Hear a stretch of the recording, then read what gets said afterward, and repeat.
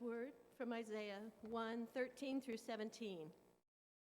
Bringing offerings is futile. Incense is an abomination to me. New moon and Sabbath and calling of convocation, I cannot endure. Solemn assemblies with iniquity. Your new moon and your appointed festivals my soul hates. They have become a burden to me. I am weary of bearing them. When you stretch out your hands, I will hide my eyes from you. Even though you make many prayers, I will not listen. Your hands are full of blood. Wash yourselves. Make yourselves clean. Remove your evil deeds from before my eyes. Cease to do evil. Learn to do good. Seek justice. Rescue the oppressed. Defend the orphan. Plead for the widow. The word of God for the people of God. Thanks be to God. So the summer was 2020, and we all remember what was happening right before that. We were in the middle of the pandemic. We were masking from one another. We were afraid to be together in closed spaces because this disease was killing people at a massive rate. And then there was another pandemic that opened itself before our eyes that's been around for a lot longer than COVID-19. Because in the early part of summer 2020, George Floyd was murdered by Derek Chauvin outside of Cup Foods in Minneapolis. Derek kneeled on George's neck until he died in cold blood. That summer, I was living 20 miles away. Two of the companions I was living with were also 20 miles away.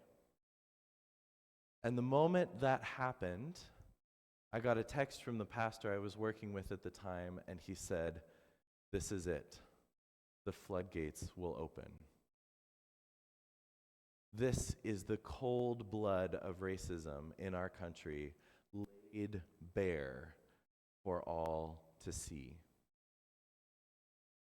And at that time, St. Luke Presbyterian Church, the church that I was in, became a 24-hour safe house, distributing food and water and supplies and shelter and safety to the tens of thousands who took to the streets to demand justice so that peace one day might come.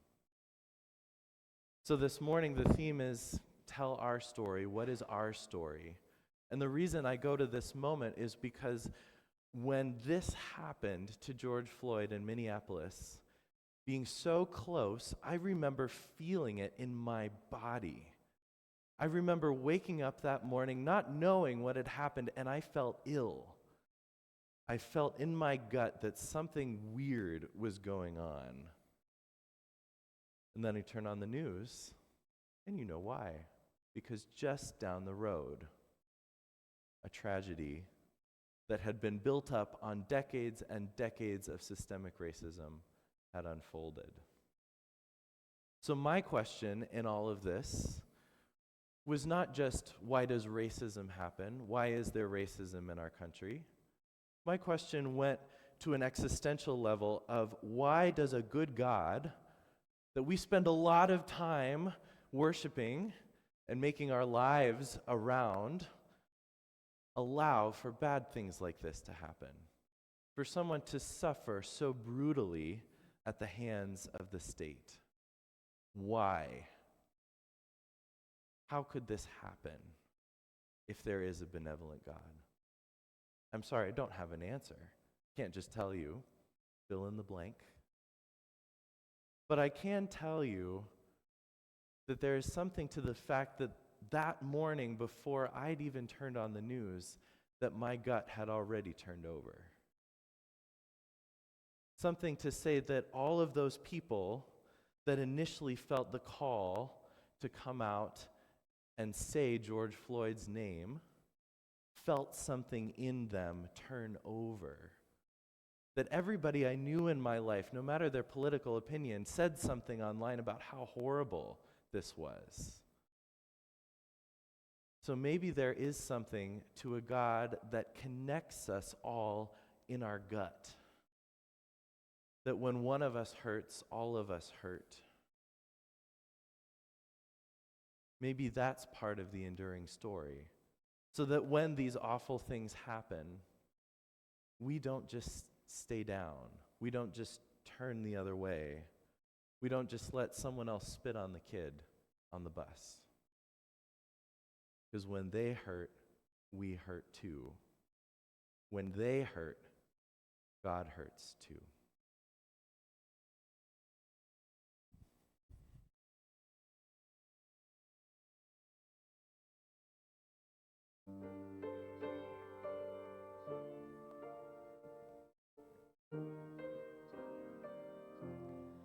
Go out and tell our story, let it echo far and wide. Make them hear you, make them hear you. How justice was our battle and how justice was denied. Make them hear you, make them hear you. And say to those who blame us for the way we chose to fight, that sometimes there are battles which are more than black or white. And I could not put down my sword when justice was my right. Make them hear you, make them hear you.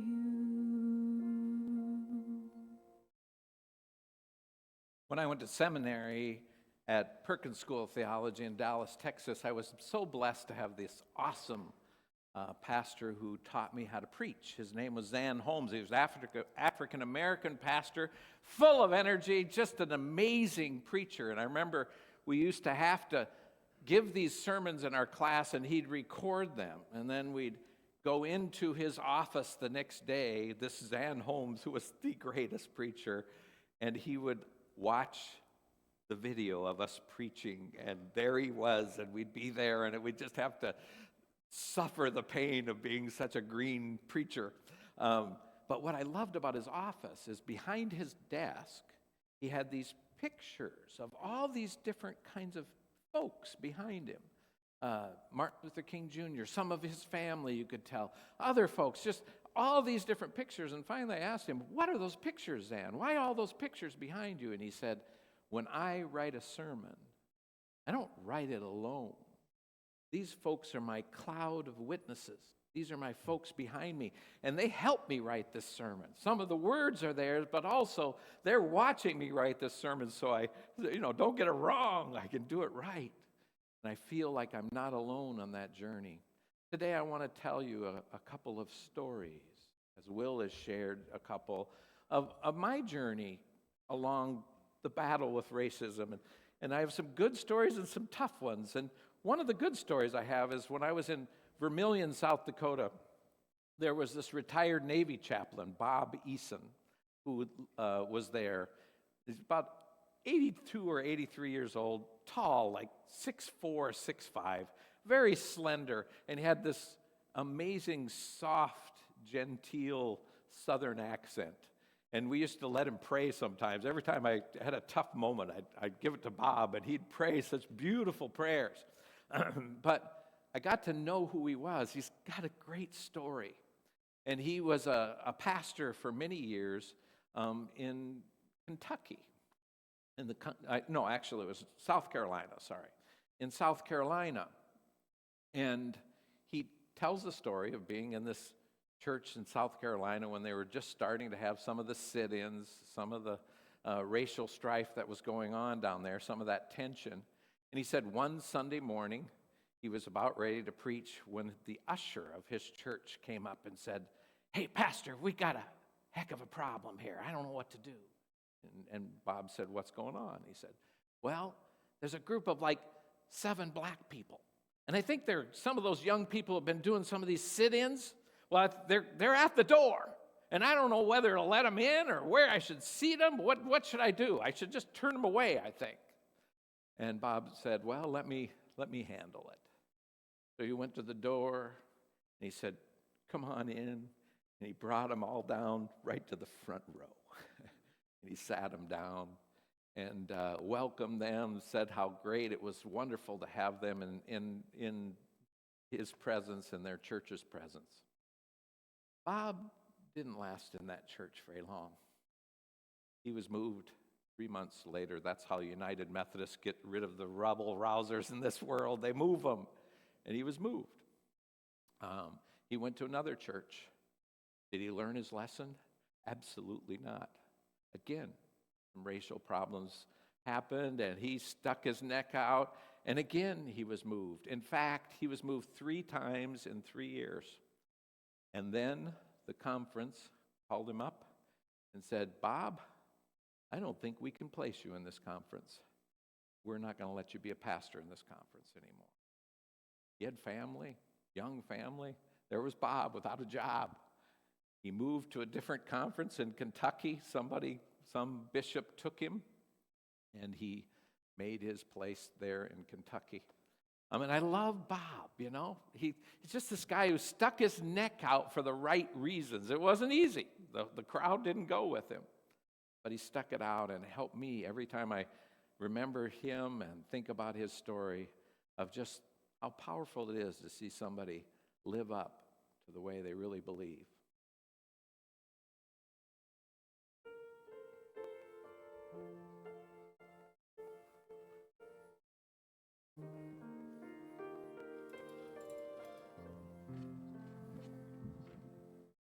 Go out and tell our story, let it echo far and wide. Make them hear you, make them hear you. How justice was our battle and how justice was denied. Make them hear you, make them hear you. And say to those who blame us for the way we choose to fight, that sometimes there are battles which are more than black or white. And I could not put down my sword when justice was my right. Make them hear you, make them hear you.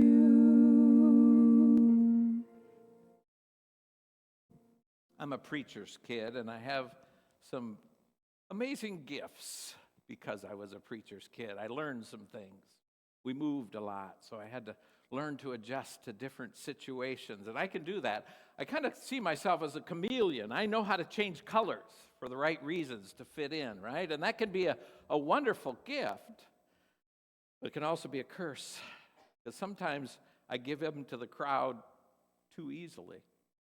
I remember when I was in East Texas, I was going to seminary. I was a young pastor, student pastor.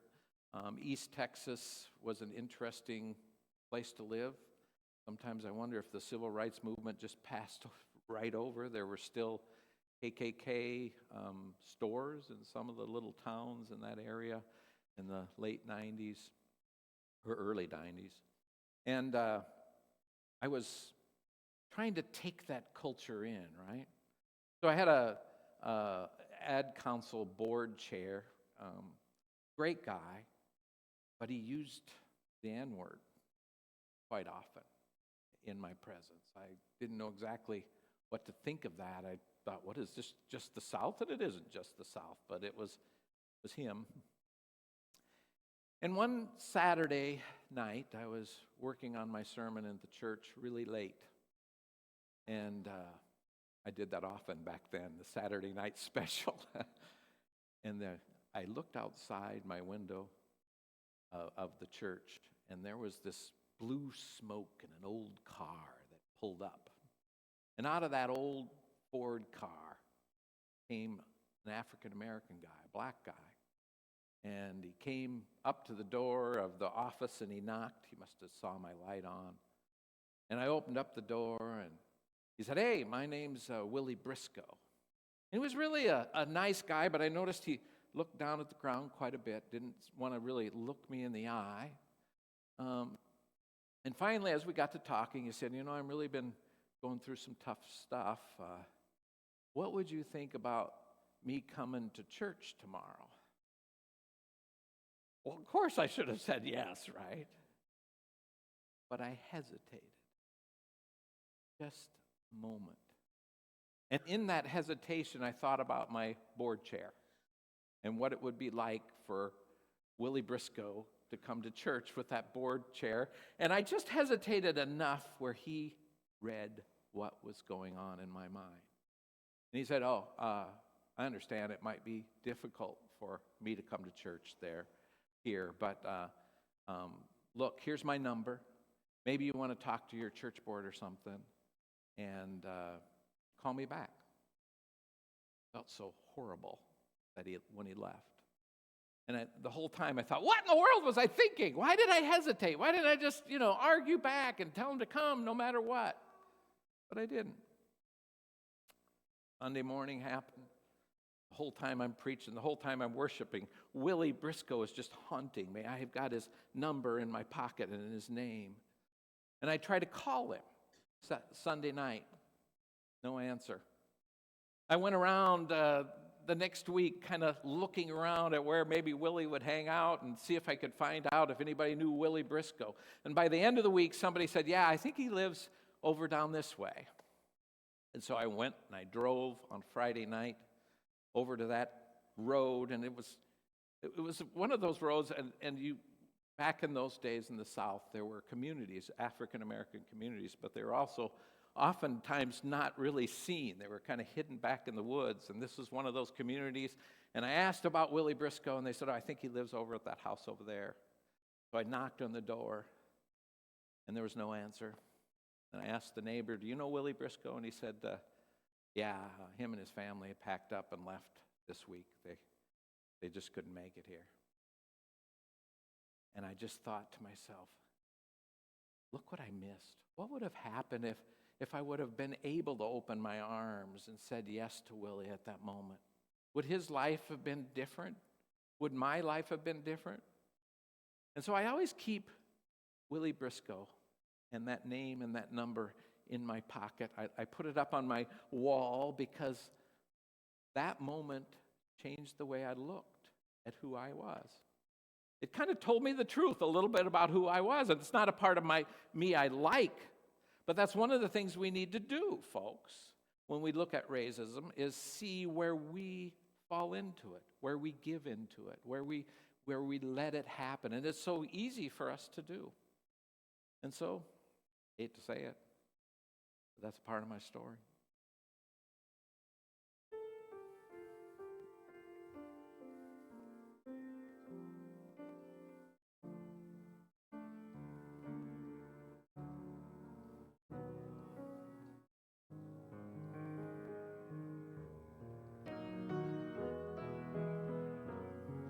Go out and tell the story to your daughters and your sons. Make them hear you. Make them hear you. And tell them in our struggle we were not the only ones. Make them hear you. Make them hear you. Your sword can be a sermon or the power of the pen. Teach every child to raise their voice, and then, my siblings, then will justice be demanded by 10 million righteous kin. Make them hear you. Make them hear you.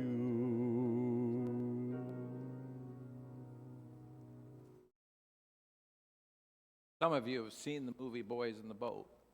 Great movie. I hope you go see it, but I want to encourage you to read the book.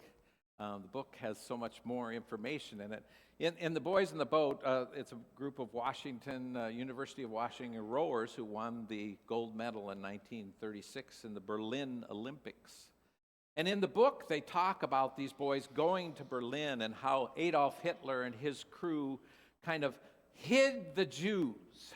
They moved them out. They hid all the people they didn't want anybody to see. And they pretended that they were this great, wonderful, amazing society. They wanted to put that out there for the whole world to see, and they did a really good job of it.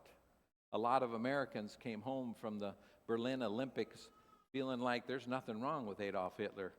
In fact, there's a letter to the editor in Seattle paper that talked about maybe Adolf Hitler would be good for us because of what that country looked like at that point, because they were able to hide all their black spots or all their dark spots or all their places of pain and struggles and their racism, right? And their ethnic cleansing. I have to admit that there's a part of me that would like to do that too, right? That's what we do with our own lives. We like to tell the good stories, right? We like to tell the heroic stories, but sometimes we hide those other parts of who we are.